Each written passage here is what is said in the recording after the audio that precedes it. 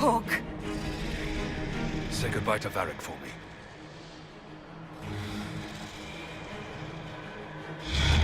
Spider. Always the maker down.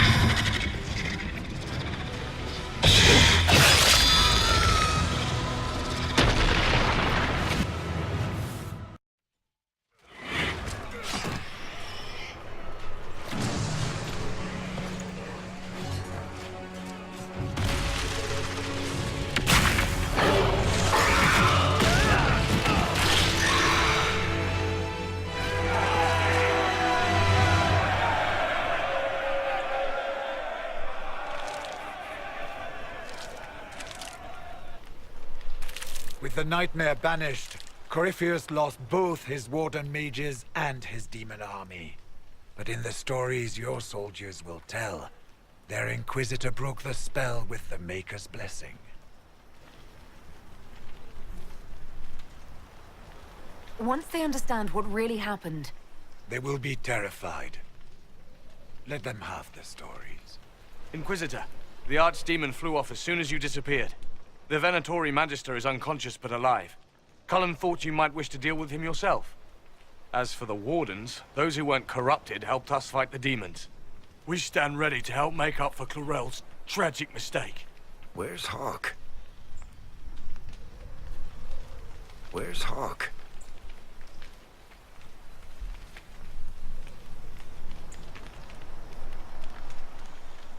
Hawk sacrificed his life to save us and strike a decisive blow against Corypheus.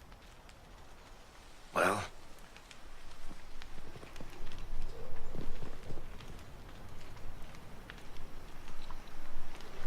He gave his life not because he'd sworn an oath or been marked as special, but because someone had to do it. Stroud, you're the senior surviving Grey Warden. What do we do now?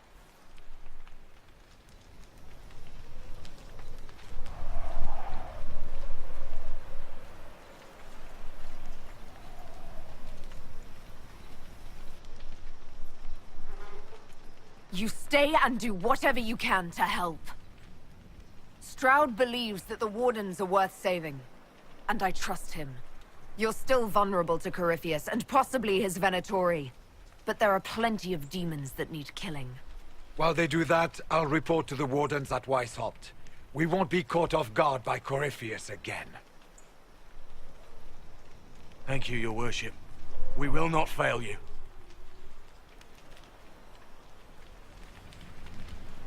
Maker watch over your Inquisition. It has been an honor.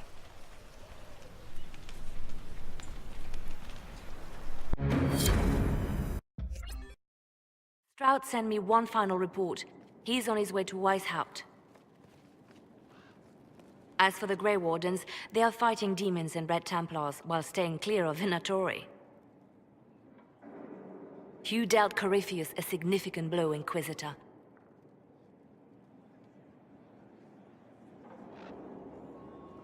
The Grey Wardens carry respect in other nations. If we spread word that the Inquisition has their support... We may gain standing with nations that have suffered under the Blight. I will take the matter to Josephine. You took an army from Corypheus, but that will matter little if Orlais falls into chaos. All arrangements have been made for the ball in Halam Shiral. Let us know when you are ready to proceed.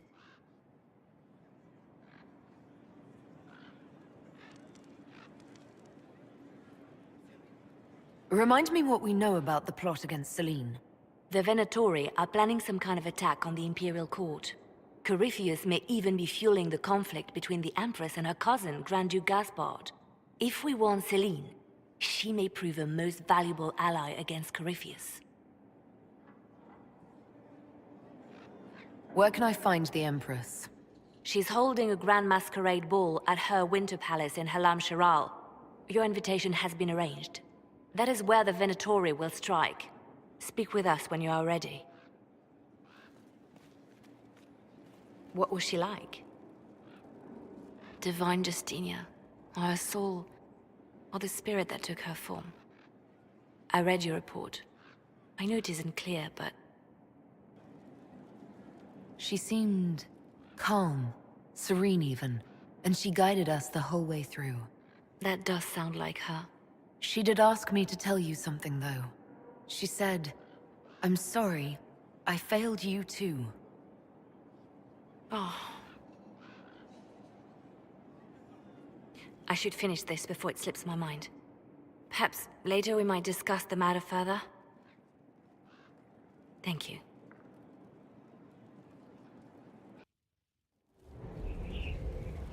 Adamant's influence continues, your worship. I submit Lord Livius Erimond of Virantium, who remains loyal to Corypheus. We found him alive, offering extreme resistance, likely because the Order will ask for his head. In more colorful terms. To say nothing of justice you might personally require for what was suffered in the Fade. Many places felt the pain of Adamant. You will answer for a great deal. I recognize none of this proceeding. You have no authority to judge me. On the contrary, many officials have communicated that they will defer to the Inquisitor on this matter. Because they fear. Not just Corypheus, but Tevinter, rightful ruler of every piece of ground you trod in your pathetic life. I served a living god. Bring down your blades and free me from the physical. Glory awaits me.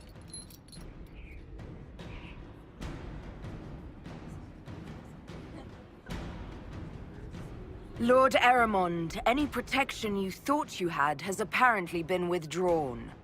You will die. By my hand. Petty actions. Truth lies in the next world.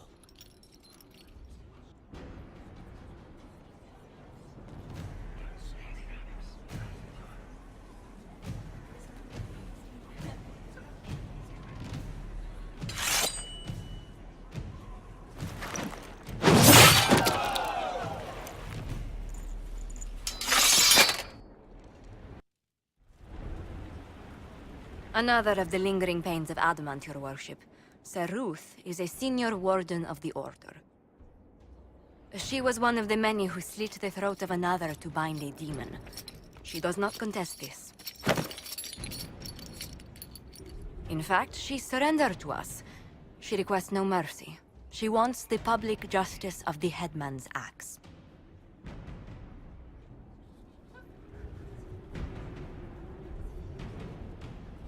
You're very serious about this. Is more death the answer? There is no excuse for my actions. I murdered another of the Order. That blood marks me more than the Blight ever could. Accepting their actions while thralls of Corypheus, many treaties allow wardens any extreme if it opposes the Blight. I can't do it. I can't use the greater good to justify my crimes, as if it would create a future I could be a part of.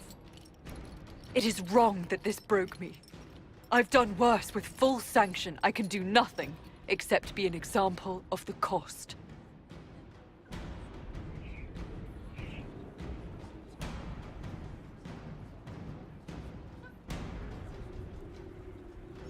You feel your life is over? There's a place for such wardens.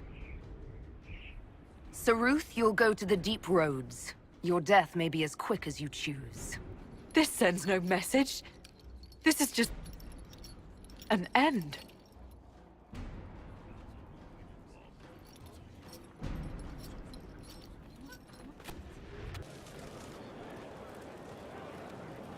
Did I ever tell you about the time Hawk was on a Merchant Guild hit list? Hawk's uncle got into an investment scheme with a couple of merchant caste businessmen. They took a lot of people's coin in order to arrange the import of wandering hills from the Anderfells. A delicacy, I'm told. Their weird, foreign foodstuffs arrived alive, and one of them, true to its name, wandered off in the middle of the night.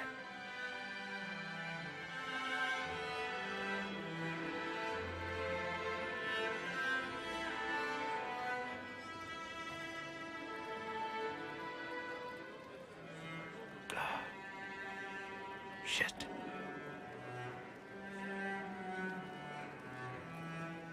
The guild traced the shipments to Hawk's uncle, but as usual, he was so far in debt he couldn't see daylight. So, they went after Hawk instead. They sent guys from the local carter to Hawk's estate one night. 5 big dusters, armed to the teeth. They're about to kick down the door when Hawk just opened it and invites them all inside. Leandra, Hawk's mother, made them tea, and for the next 2 hours tried to get them to make small talk. They wandered out of the house in a daze. No idea what just happened. Never came back. Hawk just had that effect on people. I always wanted to tell that one. Thanks. I guess I've got some letters to write. Isabella should know. Excuse me.